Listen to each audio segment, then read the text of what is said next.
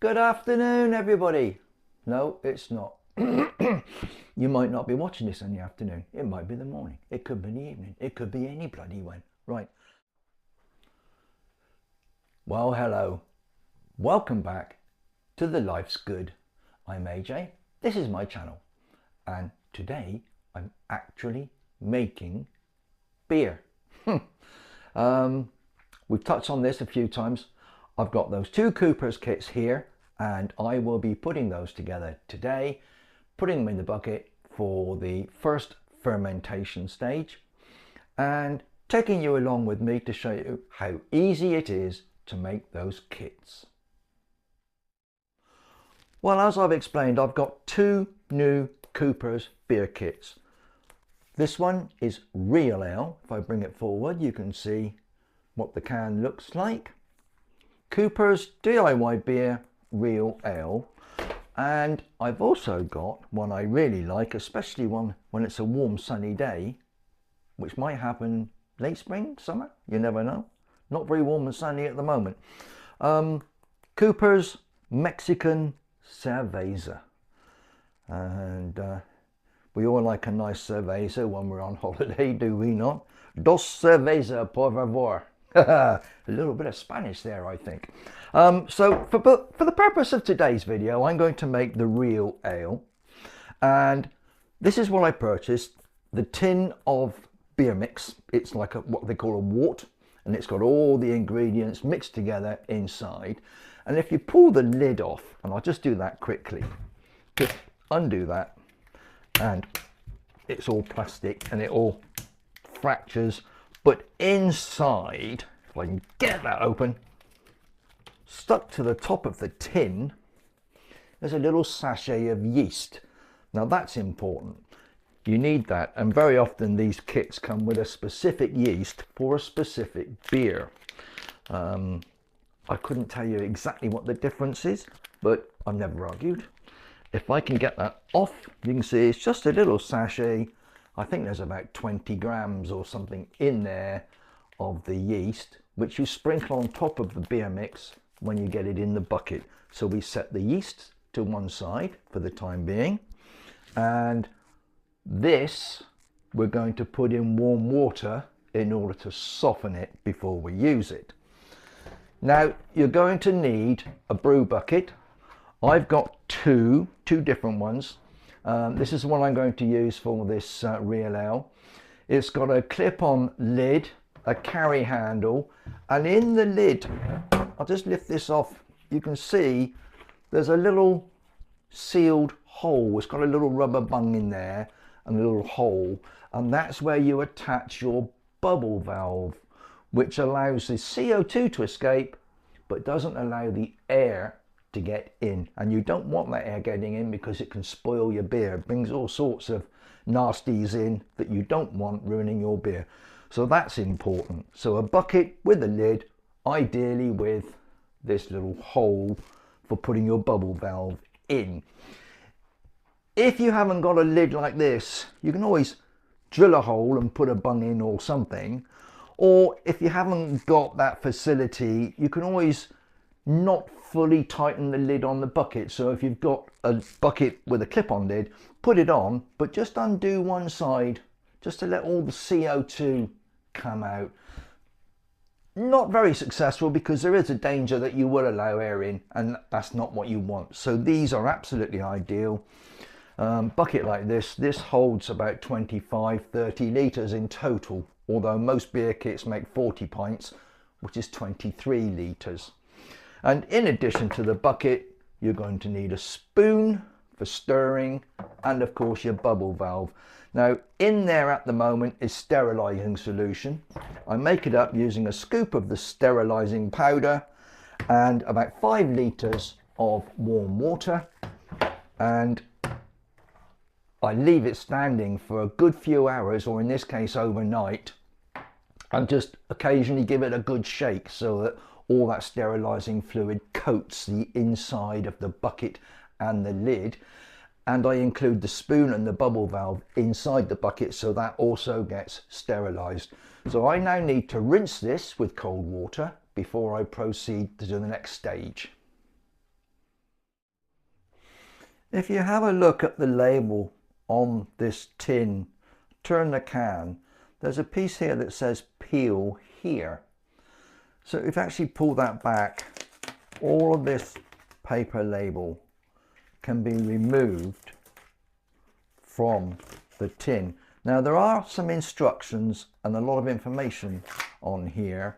There's a leaflet came with these which also has instructions on, and there is a little bit of information on the inside of the label.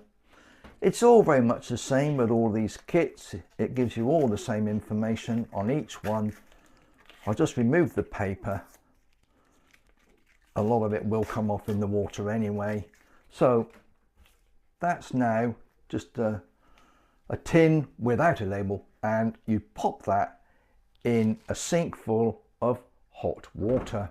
And I will leave that in there for about 10 or 15 minutes. I do revolve it occasionally, but 10 or 15 minutes in the hot water, and that softens the mixture inside the tin. Well, I'm going to try not to get in your way so you can see what's happening. Well, I've got my bucket sterilised, thoroughly rinsed, and I've opened the tin of the beer mixture, and all I'm going to do now is to pour this mixture into the bucket. It's quite straightforward. And I've also boiled a kettle of water, a full kettle, just boiled. And what I'm going to do is, once I got most of this mixture out of the tin, I'm going to put some boiling water in the tin to dilute the rest of what's left in here, and pour that on top of what we've already added to the bucket. Boiling water is extremely hot. You put it inside a tin and the tin becomes extremely hot. So I'm using a tea towel to hold this while I pour all of this diluted remainder of the mix in the tin. As you can see, that is now very clean. I've gotten all the ingredients in there with a little bit of boiling water, and I'm going to top that up with the rest of the boiling water from the kettle, just to dilute everything.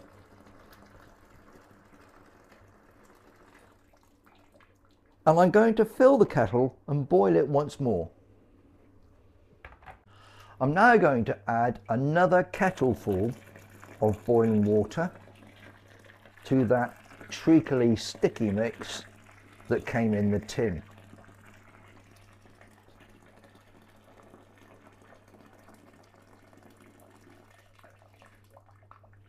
And we need to give it a really good stir with our sterilised spoon, and these spoons are extra long in order that they can reach to the bottom of the bucket and not be submerged, and you don't put your hand in the mixture.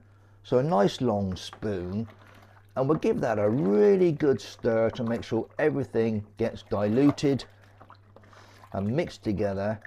And this also adds a little bit of air to the mixture. You can aerate it a little bit, which is quite advantageous. So a really good stir and get that all well mixed. Well, the next step is to add your brewing sugar. Now, brewing and winemaking sugar, as this is supplied with those beer kits I purchased, is different to your household sugar.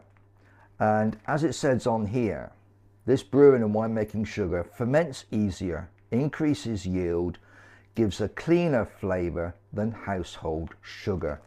Some household sugars do have impurities within them. They can have all sorts of other bits and pieces and other sugars mixed in.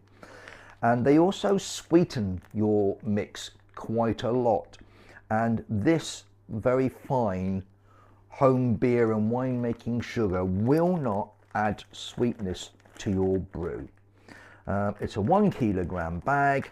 I'm just going to pull it open and pour this directly into the bucket. Just dump it in. It's almost finer than icing sugar, this. And if I remember rightly, this is pure dextrose, I think, which is what makes it suitable for this purpose. And again, excuse me, we give it a really good stir. I've got a bit of a tickle in my throat today, guys. I don't know, talking too much. Tell me not to talk too much. So, stirring it really well, get all that mixed together. You can see the bits of sugar clumping together occasionally. Just knock it about until it breaks down and dissolves into that currently very hot mixture. Don't forget, this is boiling water in here with the beer mix and the sugar. And what we're going to be doing next is topping this up with cold water up to the 23 litre or 40 pints level. So it's as simple as that. Really good stir. That's all dissolved now, and all I need to do is top that up with cold water. So here we go. I've got a jug full of cold water, and I'm just going to add that to this mixture, and again give it a good stir. You're gradually blending this together and at the same time cooling it slightly with the cold water. On the side of this bucket you'll see there's a scale on both sides of the bucket, and you keep an eye on the level. You can see through the side of the bucket where the levels come up to. You fill this up to the 23 litre mark. And the final stage is to add the little sachet, which in fact contains 7 grams of yeast and not 20, as I said earlier in the video. There's 7 grams of brewing yeast in here, and you just sprinkle that over the top of the beer. I think there's a couple of shadows on this bucket as I'm filming this. I apologise for that, but hopefully you can see what I'm doing and you get the gist of it, in order that you can do this at home yourself. So we just sprinkle that yeast over the top of there. It is a bit frothy, that will die down. It's had a really good stir and a mix up. Spread the yeast on the top, no need to mix that in. And now all we need to do is to put the lid on. So the mix is complete. All we have to do is pop this lid on. Now I pointed out this little area on the lid where you put your bubble valve. On the side of the bucket, then if you check, there's a little indentation where you can put your fingers in to open the lid. And I realised if I line that hole up with that indentation, I know exactly where to put my fingers in order to remove the lid, should I need to. The amount of times that I used to go around the edge looking for that little indentation, I now know that it's there next to that bubble valve every time. So that just saves me a little bit of hassle and stress. So we add the bubble valve to that hole, and I've got my little bubbler valve here. It's a sort of an S shape, funny shaped valve. The cap actually lifts off, and when it's in place allows the CO2 to bubble past it. And I've said fill it with water. In fact, on this occasion in here is the sterilizing solution that I used to cleanse the bucket and equipment. So anything coming through here, going through this mixture, is sterilized, and it keeps the inside of this pristine and clean. So just a little tip there, sterilizer solution in there and push it in place in that hole. I'll probably get my head in the way and there's shadows everywhere, but I'm sure you get the idea. And that's it. The beer's in the bucket, the valve's in the lid's on the bucket, and you have to wait for that to finish fermenting. And you'll know it's working, you'll know it's fermenting, because there'll be bubbles of CO2 glooping and blooping away through that bubble valve. Keep an eye on that, and as long as it's bubbling, it's working.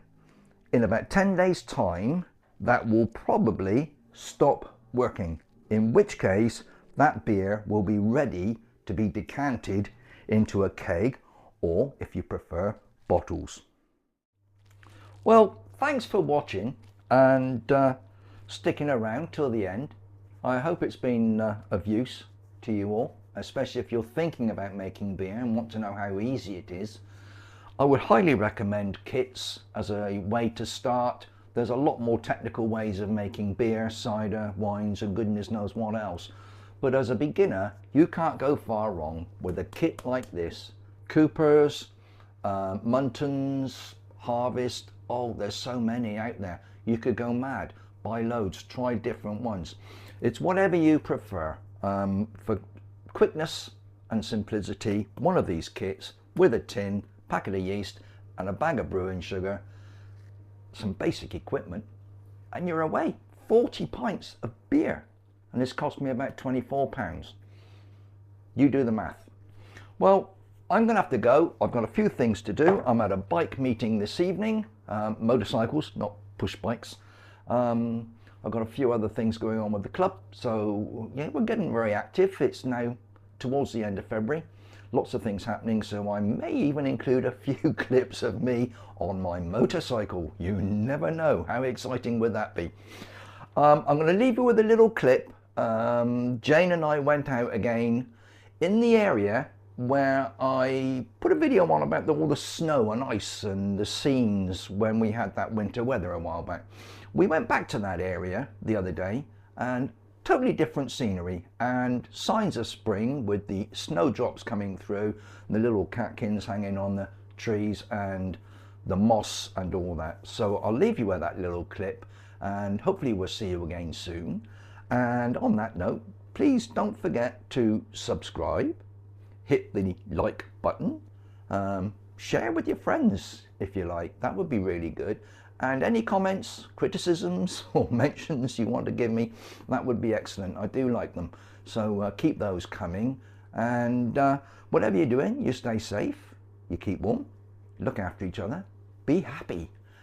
Come back and see us soon in The Life's Good. Bye-bye for now.